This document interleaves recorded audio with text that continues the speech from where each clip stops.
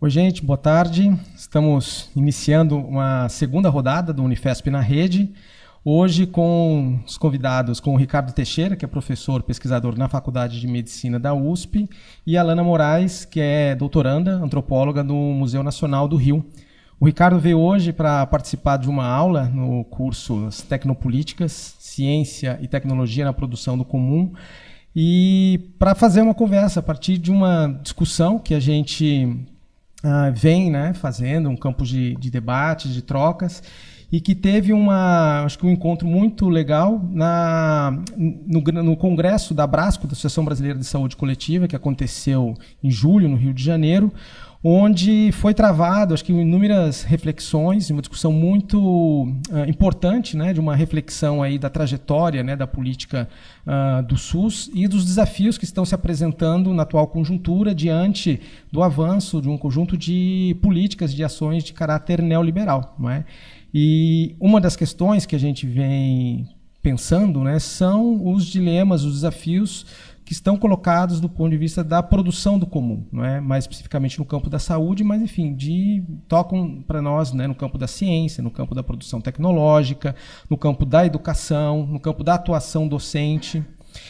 Enfim, acho que um pouco atravessa o conjunto todo dos nossos trabalhos que tem uma dimensão comunicacional, relacional, afetiva, cognitiva, não é? Então, enfim, acho que a gente tem aí um conjunto de perguntas, né, na verdade, para essa conversa, em torno também desse processo de ameaça, de desfazimento do comum, né? O comum esse sem o qual a vida não acontece, né? Então, eu queria convidar o Ricardo, né, passar a palavra para ele um pouco para comentar para a gente, quer dizer, como essa questão tem aparecido, né, também no campo da saúde, né, na própria experiência de trabalho dele aí. Bom, super contente de estar aqui hoje, desde manhã, no curso, está podendo continuar essa conversa aqui em rede, e com você, com a Dana. Eu acho que você já introduziu bem o assunto, acho que pegando esse ponto, né, quer dizer, eu acho que há muitas coisas que nos desafiam a refletir sobre o comum, mas certamente ele ganha um caráter mais dramático, essa discussão, num contexto, né, de um modo de vida que desfaz constantemente o comum. E eu acho que talvez a gente pudesse abrir essa conversa para já ir conectando com o campo da saúde, de como essa questão se apresenta num campo específico, a partir dessa ideia do desafio da produção do comum. Talvez a gente pudesse primeiro começar colocando isso com uma forma de um relativo paradoxo, vamos dizer assim, né? Quer dizer, essa ideia que você já introduz de que o comum, ele se apresenta para nós, a possibilidade da vida comum, da vida em comum, como uma própria condição de sobrevivência. A gente pode rebater isso no plano da espécie, né? Quer dizer, onde a possibilidade da sobrevivência do humano, vamos dizer assim, está dado nessa composição, né, com outros corpos, a impossibilidade da vida. A figura do Robinson Crusoe como uma figura limite, né, da literatura, uma ficção impossível, né? E ao mesmo tempo em que o comum nos desafia na perspectiva da própria sobrevivência, talvez o nosso paradoxo existencial pudesse ser definido como, em sendo aquilo do qual dependemos para viver, é aquilo que ao mesmo tempo não nos está dado, né? Quer dizer, a singularização intensiva dos corpos singulares nos coloca numa perspectiva que nos desafia constantemente a uma composição com outros corpos que não está a priori dada. Então, nenhuma naturalidade no comum, vamos dizer assim, daí até a justificativa desse conceito cada vez mais imposto na perspectiva de uma produção, de algo que se produz, de uma atividade, né, de algo que nos remete a uma vida ativa, a uma vita activa, vamos dizer assim, o que também já nos lança no campo da política. Agora, talvez uma provocação, que a gente já explorou bastante essa manhã no curso, em sendo uma categoria que a gente já pode apresentar nessa perspectiva política, mas ela também tem esse enraizamento vital, que também já está dado nessa colocação inicial. O que nos abre um campo de possibilidade de experimentar um pensamento que venha vincular os desafios ético-políticos a um imperativo ontológico, quer dizer, a possibilidade da gente tratar o comum enquanto uma categoria ontológica, enquanto uma categoria do ser. Aí a gente já abre aqui um campo que vamos ver por onde é que a gente pode aprofundar. Pegando esse gancho da categoria do comum, não só como uma zona, um conjunto de práticas, né? Enfim, de saberes, de produção de relação, mas também como uma ontologia, né? Como você falou agora. Como é que a gente pode rivalizar e desafiar um pouco a ontologia produzida pelo neoliberalismo, né? Tem muita gente na antropologia que fala, e eu concordo muito, que a gente vive hoje uma guerra de mundos, né, que é uma guerra ontológica, né? Não é só uma guerra. O neoliberalismo não se apresenta só como um programa econômico, político, ideológico, mas ele produz especialmente engajamentos de modos de vida, né? Formas de experimentar a vida que são formas muito específicas.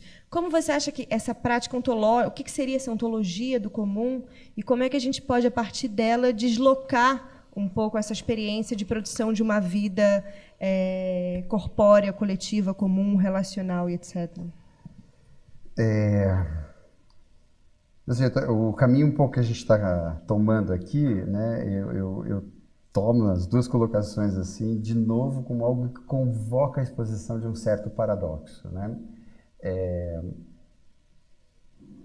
Quando a gente coloca a categoria do comum nessa perspectiva ontológica, o que a gente está arrastando aqui para a nossa conversa é toda a filosofia spinozana. Uma filosofia onde a categoria do comum se apresenta enquanto uma categoria ontológica, no sentido... Vamos lá, vamos encarnar mais essa conversa, né? Eu acho que encarnar mais essa conversa é evocar aquela frase que eu lembrei quase como um lema assim, na nossa conversa dessa manhã, tratar de algumas coisas sobre as quais a gente pode nunca ter pensado, mas já sentiu e experimentou. Talvez para a gente acelerar aqui o processo dessa discussão, a gente poderia de novo se aproximar da experiência do corpo no encontro com outros corpos, já que a gente quer introduzir um pouco esse tema da composição, do corpo composto, do corpo que se agencia contra os corpos e que nesse processo produz potência. Então, a experiência do encontro na filosofia spinozana é uma experiência afetiva, demarcada pela possibilidade do bom ou do mau encontro.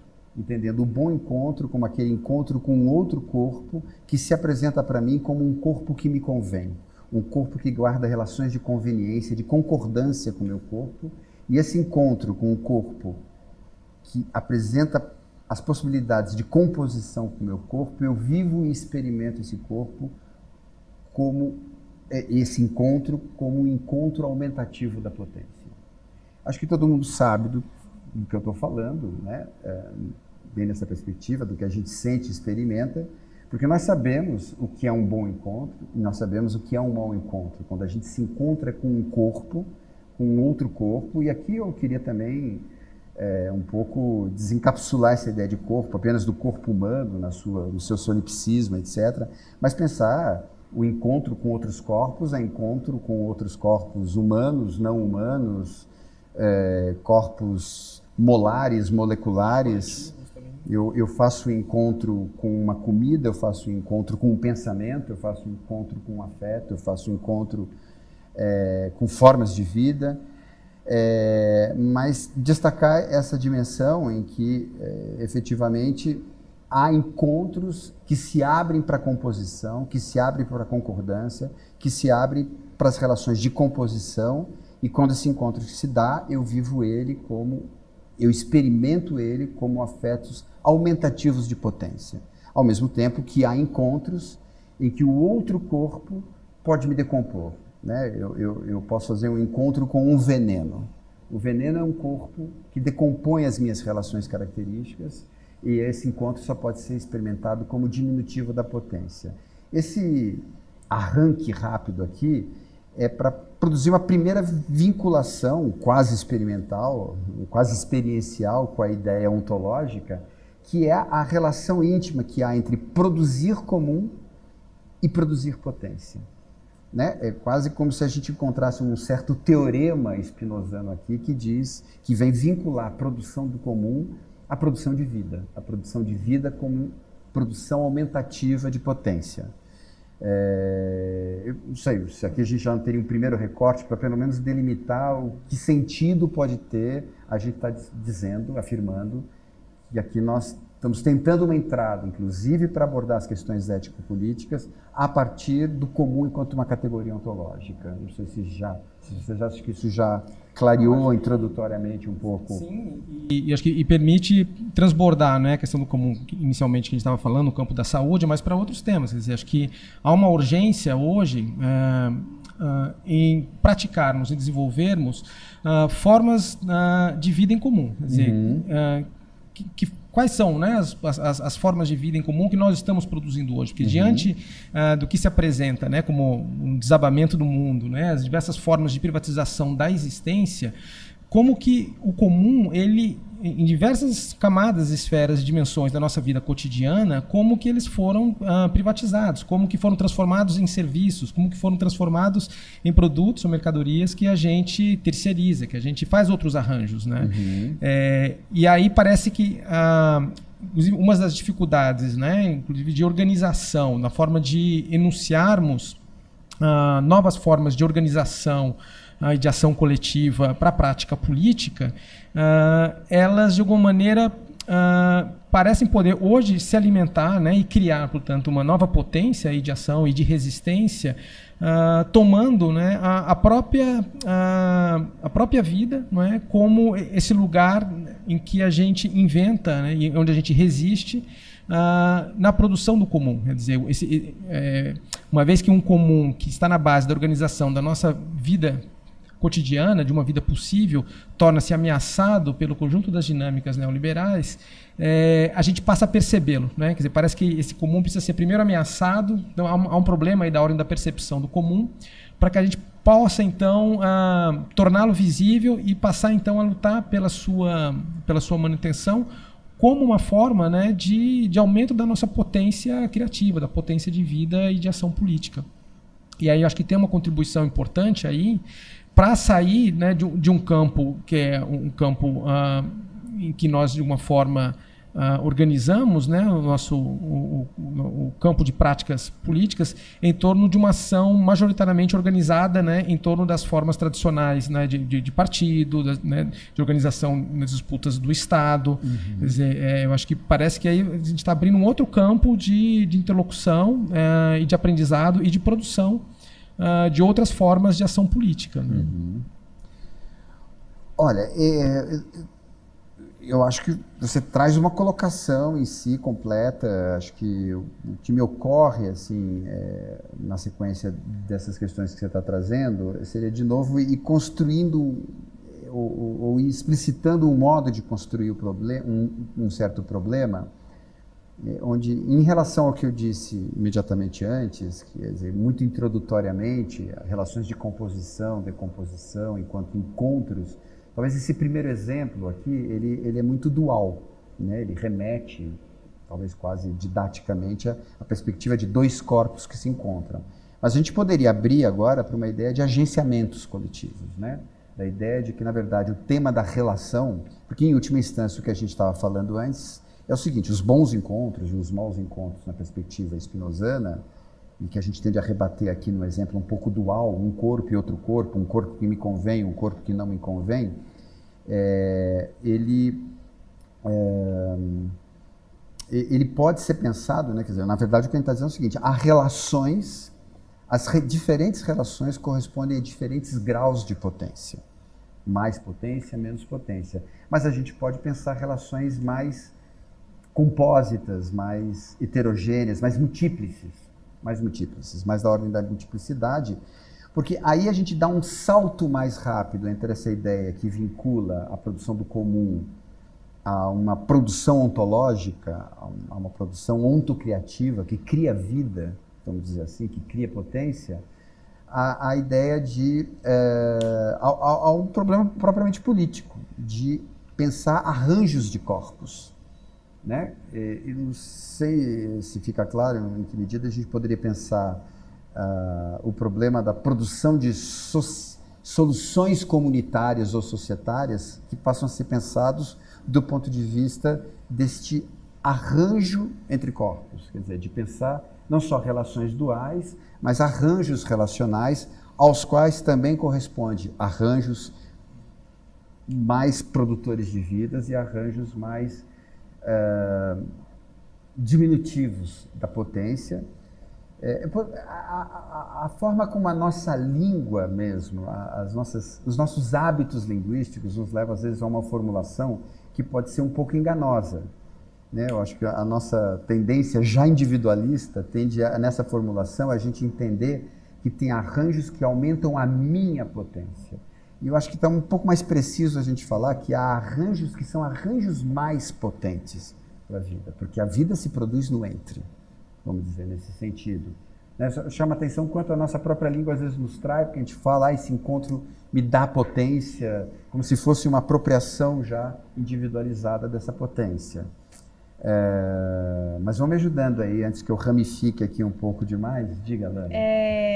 Pensando um pouco também a partir da questão do Henrique e a sua resposta agora, é que a minha sensação é que o comum, essa ideia do comum que a gente tem falado, enfim, praticado também e pensado junto, ela implode ou desloca muito brutalmente uma ideia de política como uma prática de transmissão, né? Ou seja, como você estava falando um pouco sobre uma certa ideia de comunicação, a ideia de que a gente tem alguém que emite uma mensagem, que é portador de uma mensagem, de um conhecimento, de uma ideia, de um programa, de uma resposta, de uma solução, que transmite, enfim, esse conhecimento para outra pessoa que não é portadora dele, né? Então, essa pessoa é uma receptora.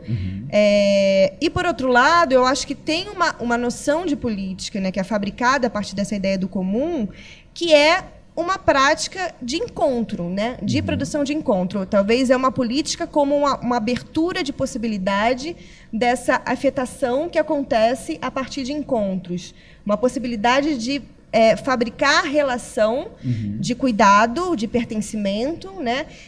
E como essa produção de relação ela pode produzir também novas infraestruturas, não necessariamente novas, mas infraestruturas para uma vida coletiva.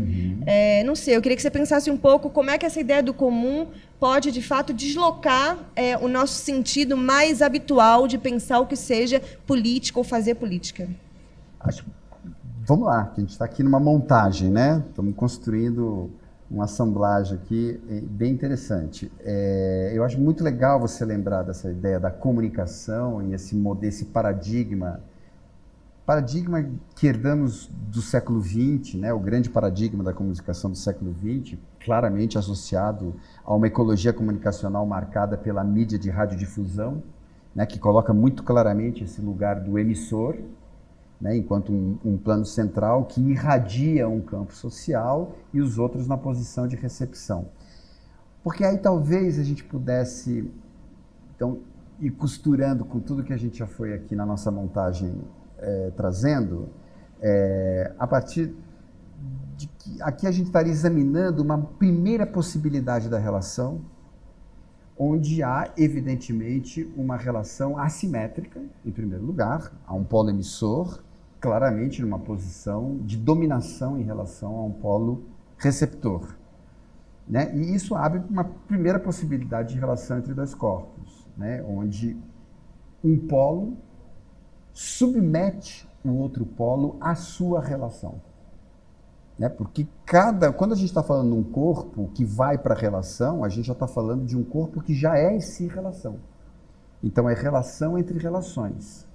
E a gente está abrindo aqui para uma leitura de uma agonística, né, entre os corpos, e que conforma uma primeira forma de relação possível, que é uma relação em que um corpo se opõe a outro corpo. O que eu acho que aqui começa a dar um pouco de conteúdo àquela ideia. Há encontros que compõem com o meu corpo e há encontros que decompõem a minha relação. Da mesma forma que eu posso entrar em relação com outros corpos, onde a minha relação com aquele corpo é de oposição e que, no limite, leva à decomposição do outro corpo. Então, o clássico exemplo, explorado à exaustão essa manhã, do comer um bife.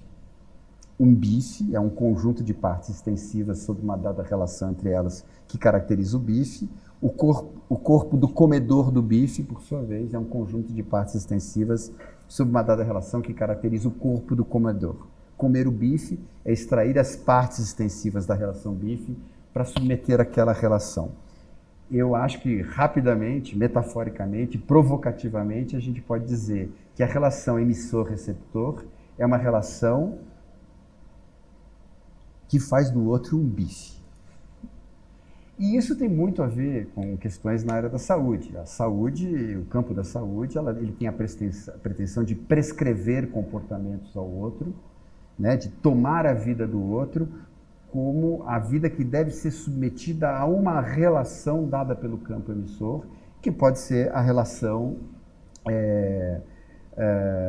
que define um modo de vida que desqualifica o outro modo de vida e que só estabelece com ele uma relação de subordinação, de submeter a relação do outro à minha relação. E essa é claramente uma relação de menor potência, né?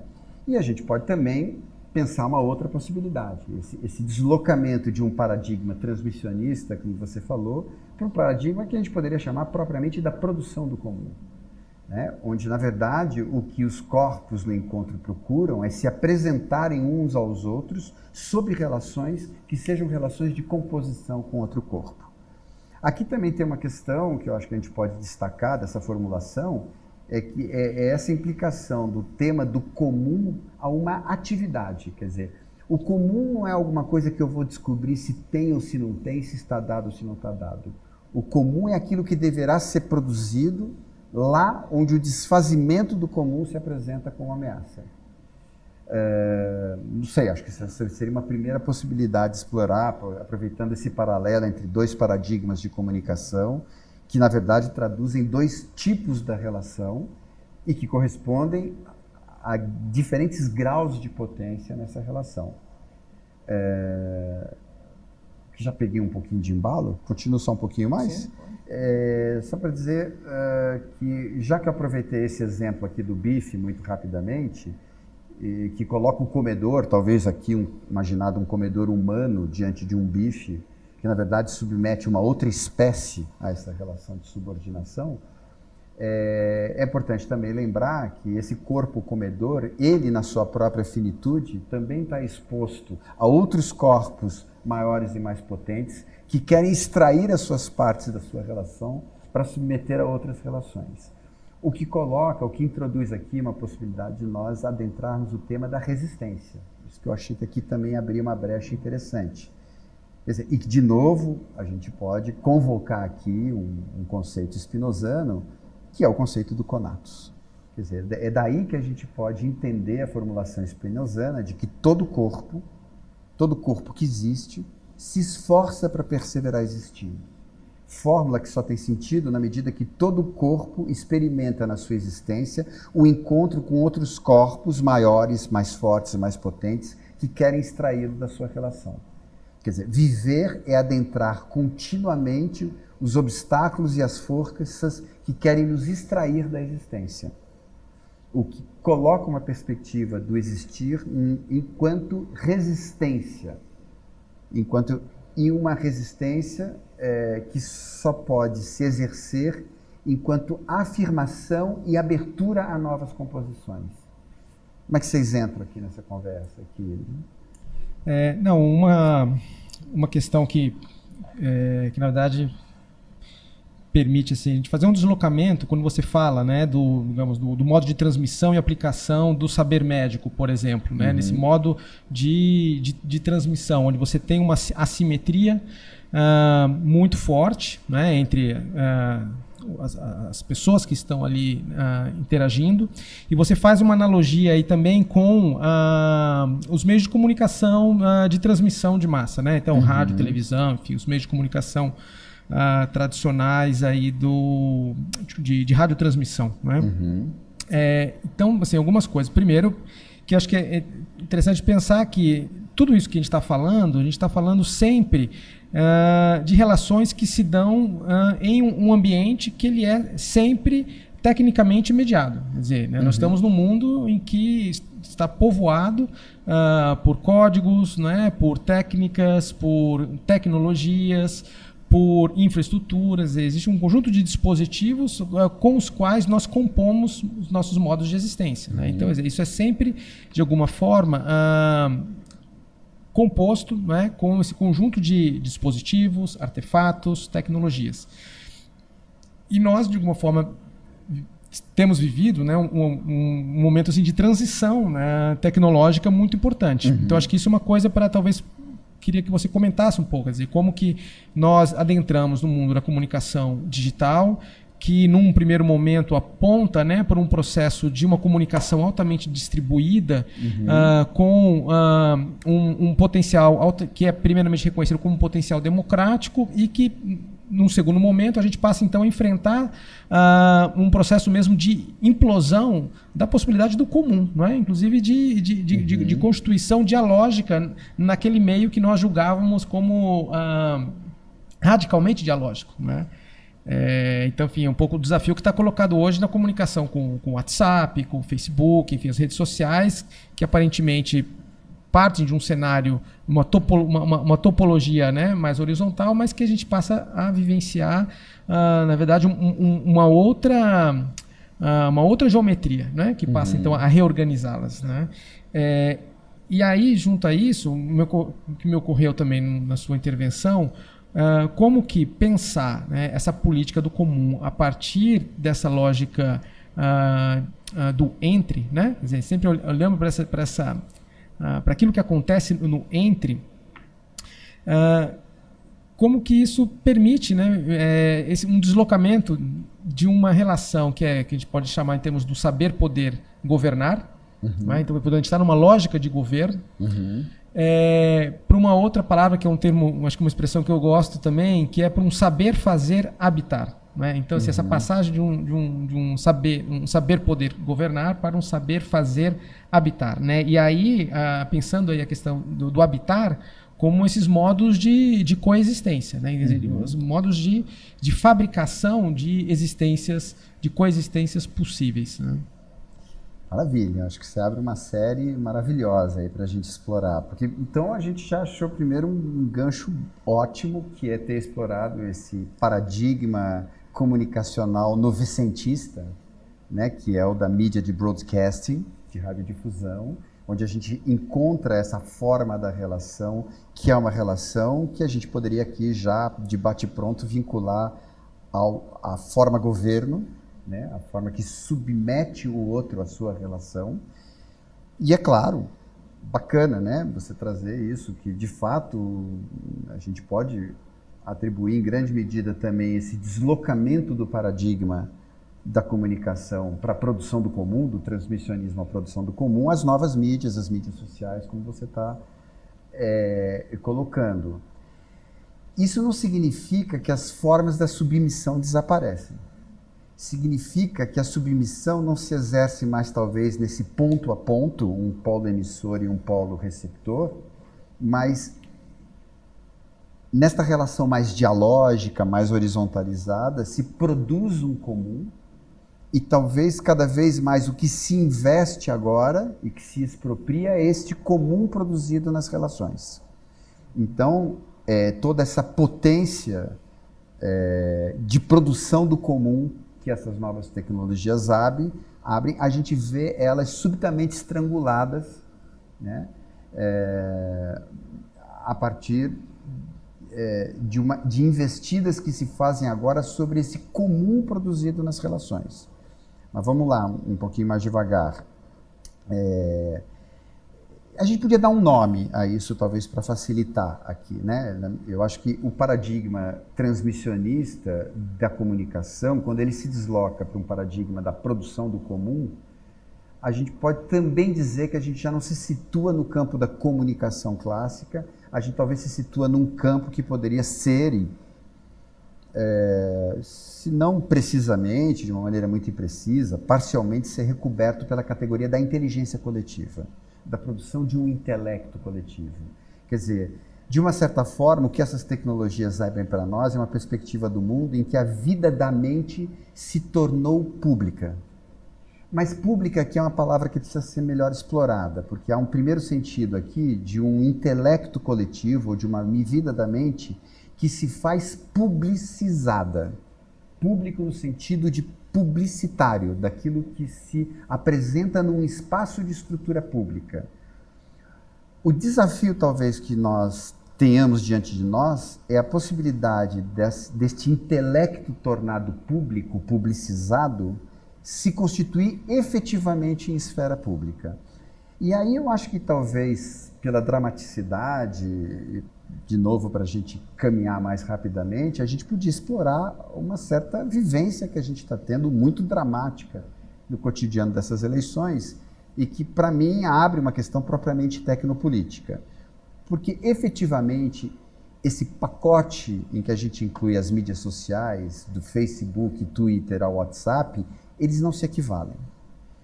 E acho que não por acaso uma comunicação como a do WhatsApp, dos aplicativos de comunicação instantânea, por criarem microcélulas de pequenos clusters fechados, a gente pode talvez estar tratando exatamente de uma tecnologia que publiciza a vida do intelecto, mas não permite que ele se constitua como esfera pública. Eu vejo o WhatsApp como uma tecnologia que tem efetivamente operado como o que mina a esfera pública e se abre para a possibilidade de investidas furiosas, antidemocráticas nesse campo. Eu acho que essa é uma questão, porque a gente às vezes acha que vai entrar nessa guerra híbrida com os mesmos meios, mas eu acho que aqui tem um desafio para a esquerda. Eu acho que o desafio da esquerda é de fato, fazer com que esta vida da mente publicizada, esse intelecto coletivo, essa inteligência coletiva, se constitua efetivamente como esfera pública. Que pode ser um outro jeito de eu dizer que o comum, nós precisamos entrar na posse desse comum. Porque esse comum que produzimos na interação é aquilo que nos é continuamente despossuído, desapropriado. Acho que há um grande desafio que é a constituição do intelecto coletivo como esfera pública. Porque o intelecto coletivo, quando ele escapa à esfera pública, ele só multiplica demencialmente as formas da dominação. Então, eu acho que aqui é um bom exemplo, talvez o mais aplicado que eu pudesse extrair um pouco dessa dramática vivência política contemporânea, desse sentido de um comum que nos é continuamente expropriado e da importância radical que tem nós nos reapropriarmos dessa vida da mente tornada pública. Aqui uma série de ideias que a gente poderia desenvolver muito mais, mas eu não sei, me deem um feedback, se deu para constituir esse argumento. Bom, gente, obrigado, Ricardo, obrigado, Alana, por mais essa conversa. Espero que a gente possa fazer outros diálogos como esse. E é isso aí.